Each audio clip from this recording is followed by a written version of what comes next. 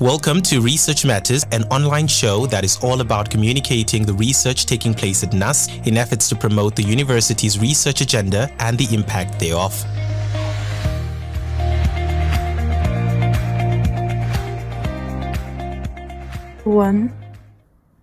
Welcome to another episode of Research and Innovation Matters with me, Nigel Mufira. Now, on today's episode, we're joined by Dr. Leena Kloppers, who is a senior lecturer in technical and vocational education and training at the Namibia University of Science and Technology. Dr. Kloppers is part of NUST's work in strengthening TVET as a critical pathway for skills development, employability, and national development. Now, in this episode, we speak to her about the Ignite Green Hydrogen project, which focuses on building Namibia's skills pipeline for the emerging green hydrogen sector. Well, as Namibia positions itself within the green economy, this conversation looks beyond investment and infrastructure to ask the important question: how do we ensure that Namibians, especially young people and TVET graduates, are prepared to participate meaningfully in the opportunities ahead? Dr. Kloppers, welcome to the episode. Thank you very much. Thank you for having me here. Now, just as a kickoff question, what is the Ignite GH2 project? Well, let me start by saying what Ignite stands for. Okay. So, Ignite stands for Innovating Green Networks through Industry and TVET Empowerment for Green Hydrogen.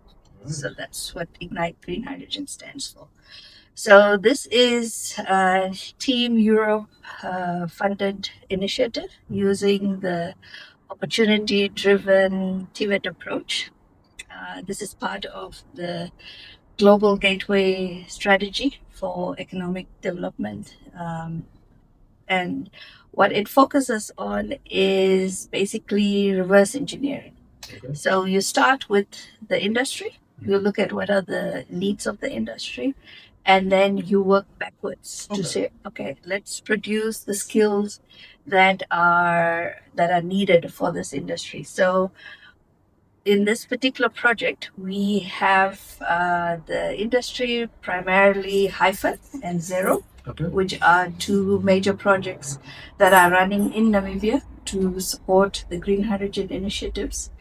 And they need the TVET workforce for their projects to be successful. So in this particular project, we have NIMT and Arandis. That's the particular campus that we are focusing on, and the NamWater HRDC that's based in Okahanja. So these are the two VDCs that need to produce the workforce that Hyphen and Zero need. Mm-hmm.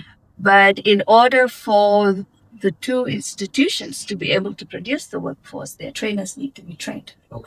And this is where the TVET department at NUST comes in. So our primary task is to do trainer-of-trainer programs. So our part, in addition to being the lead organization, our primary goal is to ensure that the TVET trainers in those two institutions during this project time are well capacitated to produce the workforce that the industry needs. Okay. Now, how important is this? I think whenever we talk about green hydrogen and the projects that are coming, we talk about infrastructure, we talk about financing, funding, the potential. But how important is it for us to have an adequately skilled workforce? Well, without the people, none of that will work. So you can have all the investment, you can set up the infrastructure, and then there's no one to run the project for you. So it's important to ensure that you have the people. In the past, when green hydrogen initiatives and discussions started, everyone was focusing on higher education, and TVET was pretty much sidelined. But eventually they realized, TVET needs to be there. And if I can just shift a little bit away from green hydrogen and just emphasize the link between TVET and university. Let's take a house, for example. You've got the architects, you've got the engineers, they've got all the plans ready, but it's the TVET personnel to bring the plans to reality. So even if you look at the clothes you're wearing, without TVET, you're not going to have the clothes. So, and this is the important link that we usually forget about. So, in terms of ensuring that the green hydrogen initiatives work, of course, we need the scientists and we need the engineers. But we're talking about, for example, with Hyphen, you're talking about a big plant production.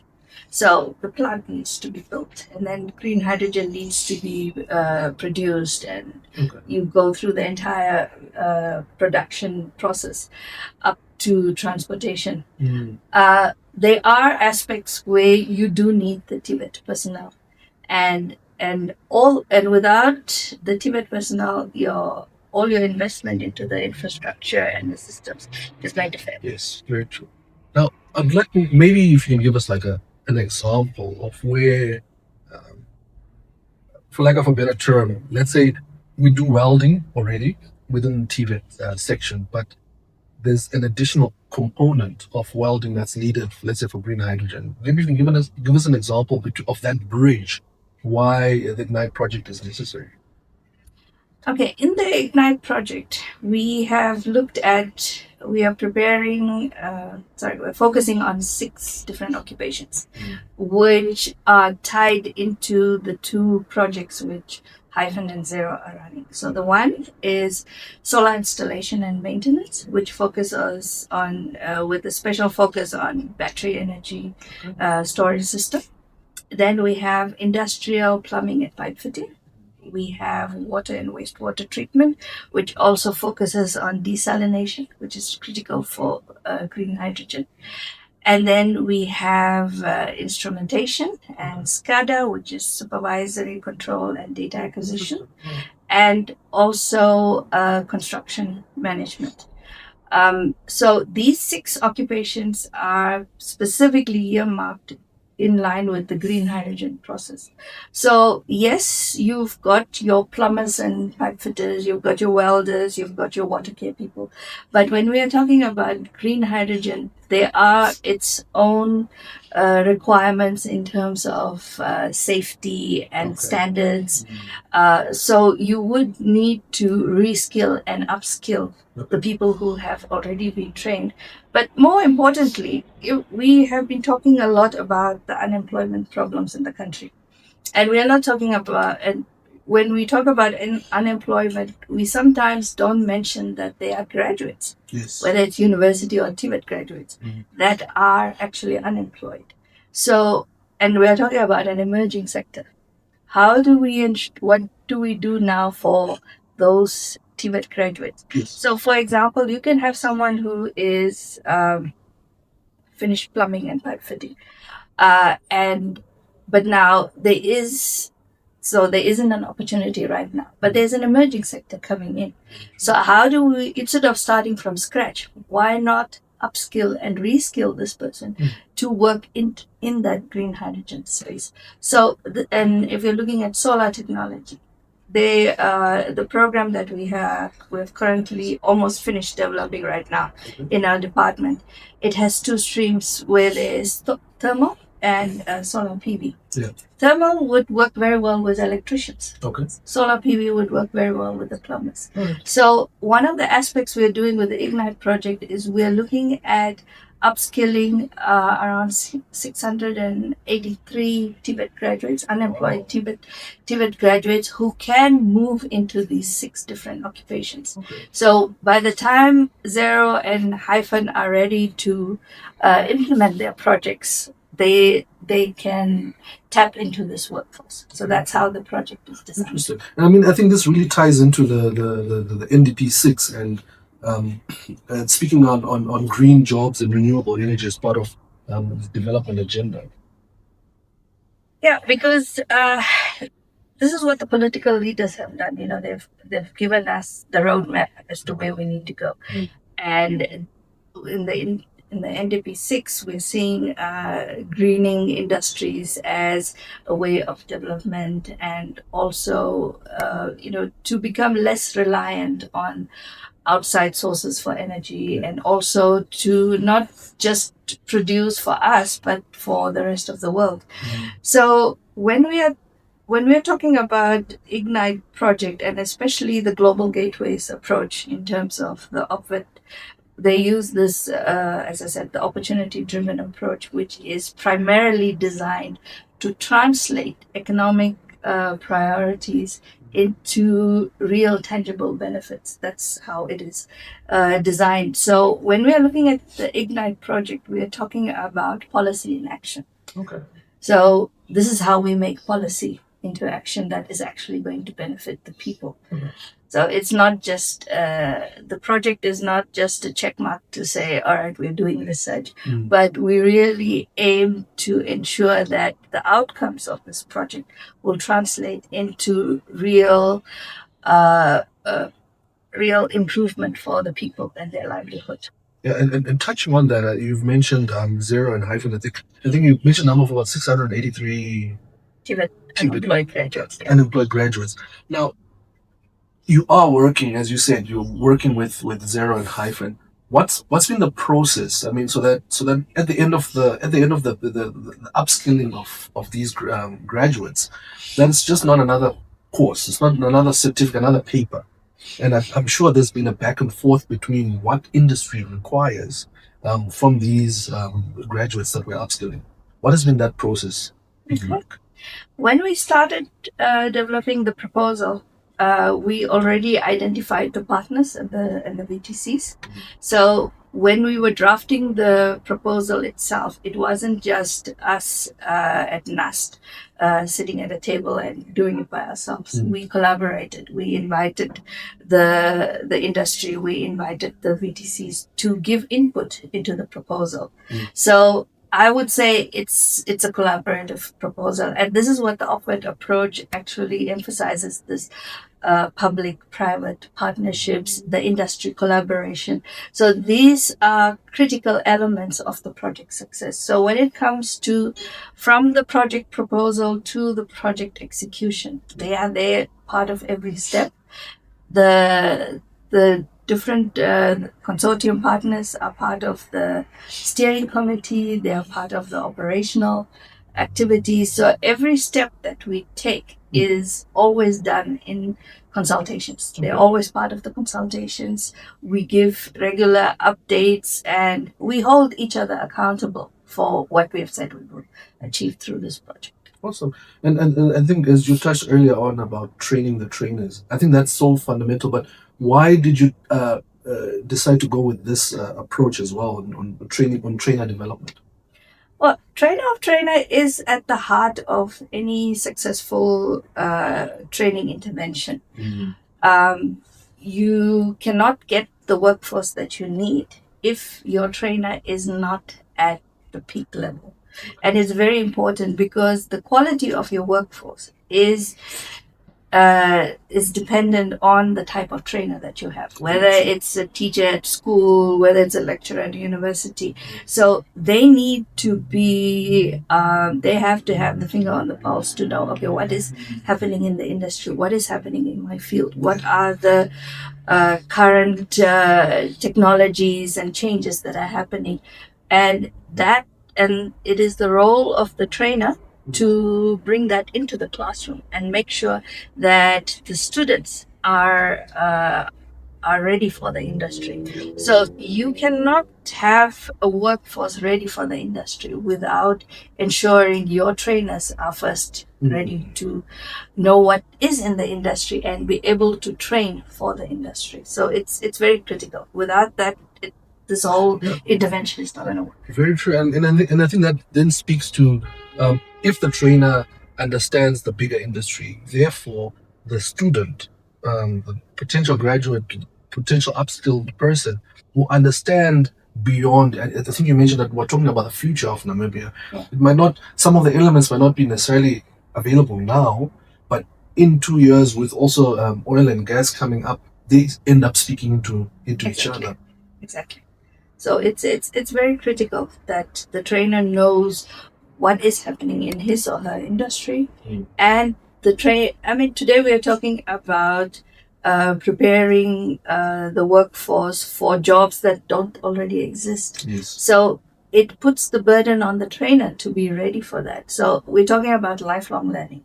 We cannot, like in the past, my parents were teachers, and by the time you finished your degree, you could sit very well with that for the next 20, 30 years as a teacher.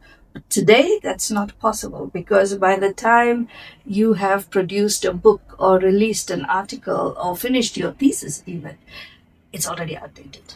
So you've got to always be on the lookout to see what is happening and how can I bring that into the classroom. So it's a matter of lifelong learning, and it's very critical for trainers. Now, how like using the example that you've just mentioned now about being a teacher, some of these professions are viewed as the cornerstone of I guess they still are the cornerstone of academia, and courses in TVET are more frowned upon in certain circles. And I think there's a big shift in that analogy, And if you look at the Western world, some of these TVET qualifications are highly sought after. What would you want? What would you say to someone looking into a TVET qualification, or a parent hearing their child saying, "Listen, I want to become a fitter and turner," and they say, "No, but go become a teacher or a nurse or a doctor." I think let's start with the parents. I mean, as parents, we want to ensure that our children, when they finish school, they will be able to be gainfully employed. Yes. And some of the problems when we talk about perceptions, we need to look at it in a much broader setup. We tend to focus on perceptions without looking at the society as a whole. For example, let's look at engineer, for instance, or a teacher or a nurse, and you compare that to a welder, and we look at the salaries. Yes. If you were a parent and you want the best for your child, and you know this is what the welder gets, and your child comes and says, well, I love welding and I want to create things, so welding and metal fabrication is going to be my field, and you would immediately say, well, that's very good as a hobby or a side hustle, but rather go into engineering. And it's understandable. I mean, as a parent, I'm a parent, and I would want that for my child also. But what we are not asking, perhaps the deeper question is, why is there such a discrepancy? I mean, I've got a PhD. I cannot weld. Yes. I cannot, if there's a plumbing problem, as much as my PhD is, it's highly respected, I cannot fix that plumbing problem. Very true. So we do understand in theory that every skill is needed, every gift is needed.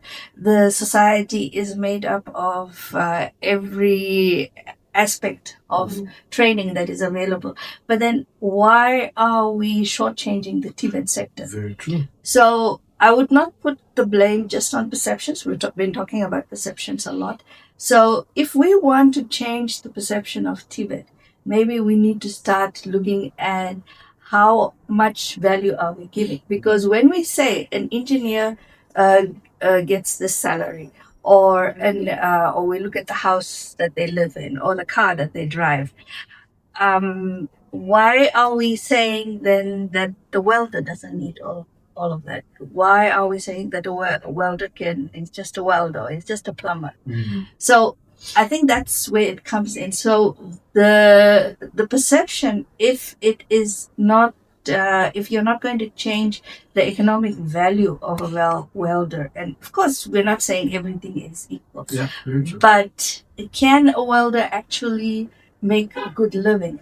In the sense, we're not talking about having a mansion, but a good standard of living at the equivalent level of, let's say, even a lecturer, for example, or a teacher or a nurse. Unless we change that, the perception is not going to change. And the second part is that we don't build career pathways. For example, our department is the only department at NUST where people who have finished a level 3 qualification at a VTC can come in to our diploma. Okay. So when we transitioned from polytechnic to university, we decided Well, we're going to focus more on the degrees and higher qualifications. And the Polytechnic got cast away. Okay. So we created a vacuum now. And if you look at the minimum standards that have been released for higher education, Yes. you need to get into a level 6 diploma, you need a level 4. But right now, in a TVET institution, level 3 is still more or less the highest that you can get. Slowly, level 4 is coming in, but we didn't build articulation pathways. We recently talked about how you have changed your career pathways, but we're limiting the options for TVET graduates. So, and that is also one of the reasons the perception is, it's always seen as it's a second rate. Whereas you go into countries like Germany, you gave an example earlier of Germany, they have multiple pathways. It doesn't matter where you've started. A lot of professors I know started in vocational, but they're professors now. You might decide, well, I don't want to be a welder anymore. I want to change. Yeah. What is the pathway? And we're still struggling to do that. And through this project, what we are also doing in the department is we're trying to strengthen that. We have one qualification, but now we're bringing in all the 6 occupations I mentioned. Okay. They're going to become occupational pathways. Oh, nice. So when you're finished, your TVET, once you're finished in either one of those 6 occupations at a VTC, you can actually come in and do those degree programs, because we are planning to not just upskill in those 6 areas up to level 6, because that's usually as high as VTCs go. But we are ensuring that once you finish that and you decide to go either to the industry or you decide to come to the university and you want to continue your qualification, those qualifications are going to be ready for you. And when we develop these qualifications, we work very closely with other faculties, where so that you might want to afterwards perhaps go into another qualification that engineering has or another. Right. So Ignite project is also looking at breaking some of those barriers, raising the perception, but most importantly, building those articulation pathways. And through that, I'm very sure that some of the perceptions will change. Interesting. Now, just to go back onto our scripted agenda, I wanted us to talk about the VTCs. I think it's Kitmans and Arandis. Is it only Arandis? It's for the project. It's NIMT Arandis and Namwater HRDC at Okahanja. Okay. But Kitmansop VTC is also going to be supported through the project, though they are not a consortium member. Yeah. But why those specific entities? Why not, for argument's sake, why not NUST just go create another VTC somewhere? I don't think that's the need right now, because there are already a lot of VTCs, and given we don't want to duplicate, we want to, and when we're looking at resources, there's only so much resources, there's only so much money that can go. So even when we were planning, for example, the equipment and that is needed for training, we were looking at, okay, how do we maximize the use of the resources amongst the partners also. So what we need is not another VTC, but what we need to do is to strengthen the VTC so that they would be able to produce the workforce that we need. Now, Kitmansop VTC, why it's critical in this project, though it's not a direct consortium member, and the only reason for that is simply because when we were putting our proposal together, they were not yet set up. They were still, so if they were already set up and ready, we would have been able to have them. So what we did is, because Kitmansop VTC is being earmarked to be a center of excellence for green hydrogen, plus it links with the Southern Corridor project. So it's strategically linked, and we need to ensure that we support them. And it's important to understand that though there is only 2 VTCs in this project, we're looking at revising and at creating qualifications. So at the end of the 2-year project, every VTC and everyone in the country is going to benefit from this. It's just that these are the 2 VTCs that are going to be setting the setting the pathway for that. Did I miss it? No, you didn't. I thought you were going to add something extra. Now, just to bring this conversation back home, in almost like a conclusion, pre-conclusion rather, what should government and industry and universities do together to make sure that green hydrogen becomes a real development opportunity and not just an investment headline? I think we just know. We just see green hydrogen here, green hydrogen there. Some people are still struggling with the definition of what green hydrogen really is. But yeah, how do we make this make sense from all the people within the ecosystem, the whole stakeholders? How do we work together? And what do you think will be the future there? I think the Ignite project is a very good model to follow, because when we were designing this project, and as I mentioned, the OPVET approach, the opportunity driven approach, um, right now we are working very closely from the start of the proposal to the execution of the project. But I think this would be a model that we can all follow in terms of of ensuring that when we do develop programs, that we work very closely with the industry. Now, in general, when NUST develops program, of course, the industry is involved in terms of, we either the industry comes to us and says we need this program, or we do a needs analysis. And then we have what we call a program advisory committee, where the industry actually sits, reviews your program, and says, yes, we are satisfied with it. Now, unfortunately, that's where it ends. After that, the next time we talk to the industry is when when we need to organize internships for our students. So that relationship needs to be strengthened. So where we start, we need to keep that whole process going. And I think that is the link. Once the program is ready, there's sort of a disconnect between the industry and whether it is VTCs or even academia. We have a disconnect, and one of the ways in which we can strengthen this aspect is to actually go back to the industry even while we are implementing the program, to and one of the ways you can do that is, basically, we talk about industrial attachment, for instance, but we only talk about the students. Yes. We don't talk about the trainers, or even the lecturers. What is happening in the classroom? We read, we keep ourselves updated, but we don't engage enough with the industry on a regular basis to say what is actually happening. Are there any continuous professional development programs that we can come up with? Because, as I mentioned, it's about lifelong learning, and there's a lot of learning, unlearning, and relearning that needs to happen. So that aspect needs to be strengthened. It's still not strengthened very well. There are some VTCs like NIMT, which is doing that very well.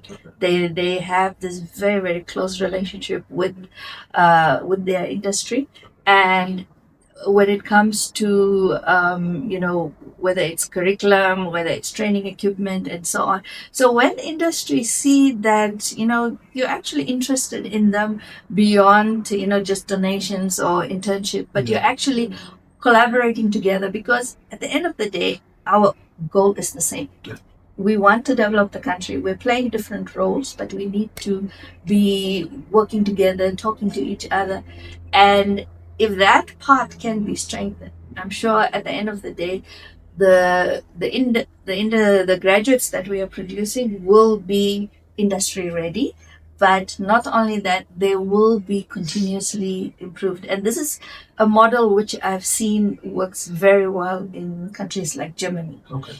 Well, mostly because they create this dual mode system.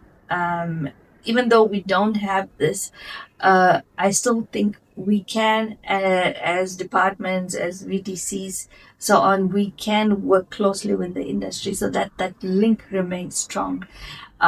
So beyond this project, one of the things I think we should be doing, especially as the TVET department, because we are sort of we are the link between the VTCs and the industry also. Yeah. So we need to also have a stronger link with the VTCs in terms of how do we support your trainers, Yes. but also understand with the industry to say, okay, what's happening in the TVET space, whether it's green, and especially in green hydrogen, because it's an emerging field, that we have the finger on the pulse to say, okay, what is changing, what is shifting. You can have projects and plans, but things might change. Very true. So we need to, and sometimes we make the mistake of, right, we've produced the qualifications and then we sit back. But we need to do a bit more. And I think that's where we'll see the impact. Okay. Maybe as a question I'd ask you is, what would success look for you personally, for the Ignite Green Hydrogen project? For me, success would translate into actually seeing a reduction in the unemployment rate. That would be the first thing I would like to see, because this is what we are doing this for. We are ensuring that when this emerging sector comes in, these people can be absorbed.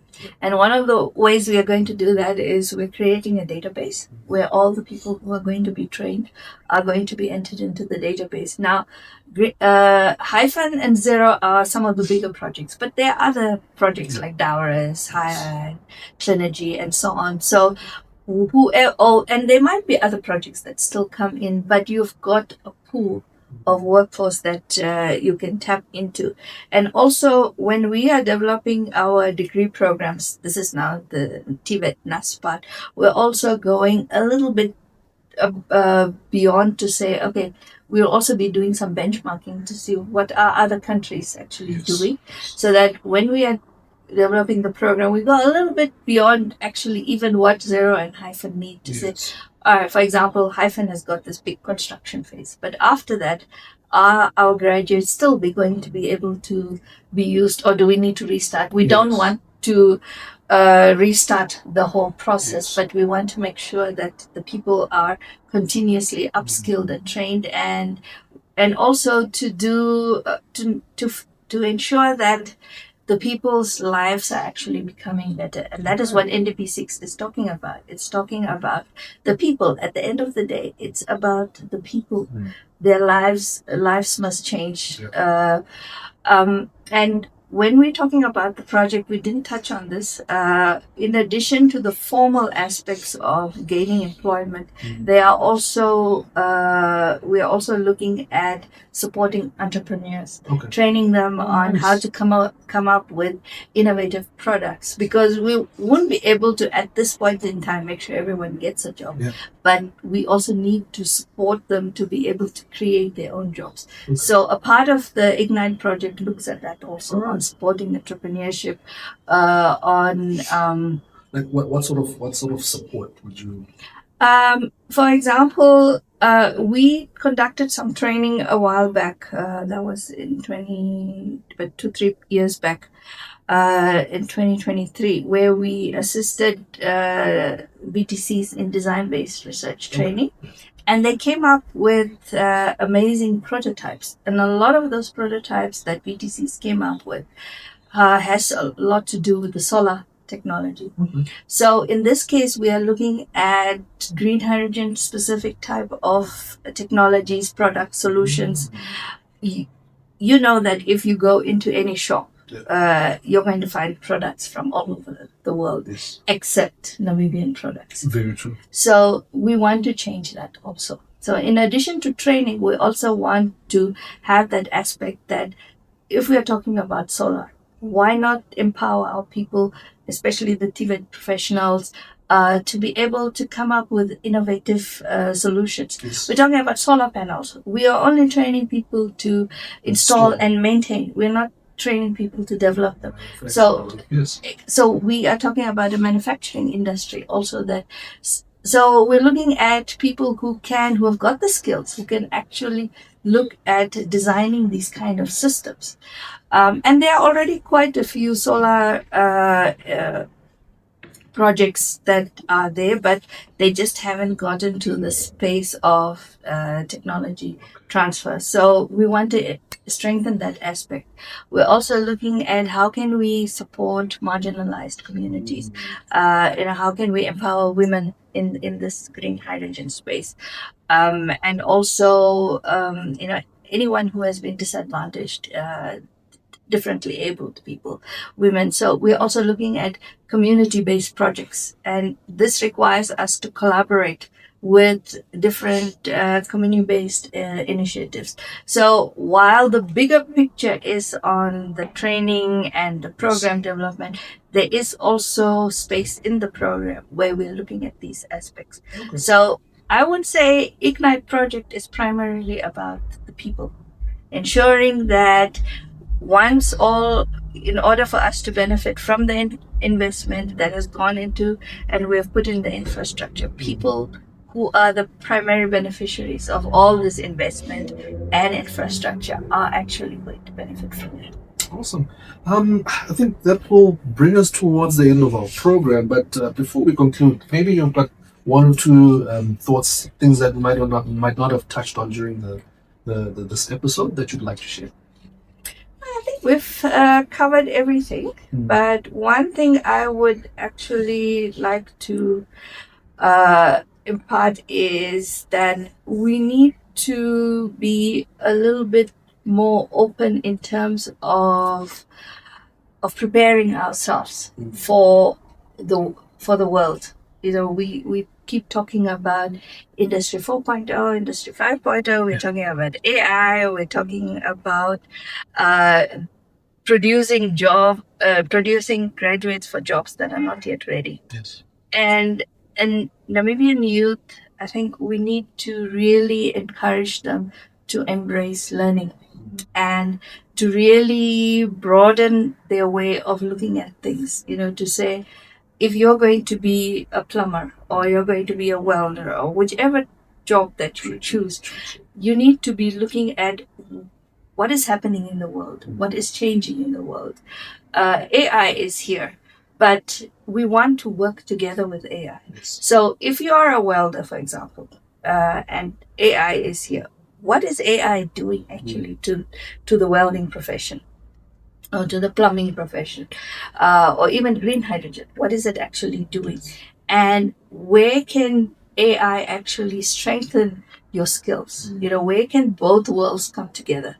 And this is very important. And I've touched on lifelong learning, but it's very important that we look at unlearning and relearning. It's really important because things are going to change in a blink of an eye. Very true. And you've got to keep your finger on the pulse to say, okay, what is changing? How is my profession changing as a result of the new technologies coming in? What is happening in the industry? And how can I actually, be prepared for it? So we need to be prepared for this changing world. Yes. And the only way to do that is to make sure that you yourself are ready. And secondly, I would say collaboration is important. And this is where the upward approach is really critical, that once we join hands, we shouldn't let go. Yeah. We should continue that process. Because whatever plans that are made, like the development plans, unless we have projects like this, we are not going to make those plans a reality. They'll stay as plans. So thank you very much for having me here. It was a real pleasure. Thank you very much, Dr. Kloppers. We enjoyed our time with you. Now, that was Dr. Leena Kloppers, who was sharing with us about how to become future ready, especially within the green hydrogen space. We trust you enjoyed this episode, and see you next time.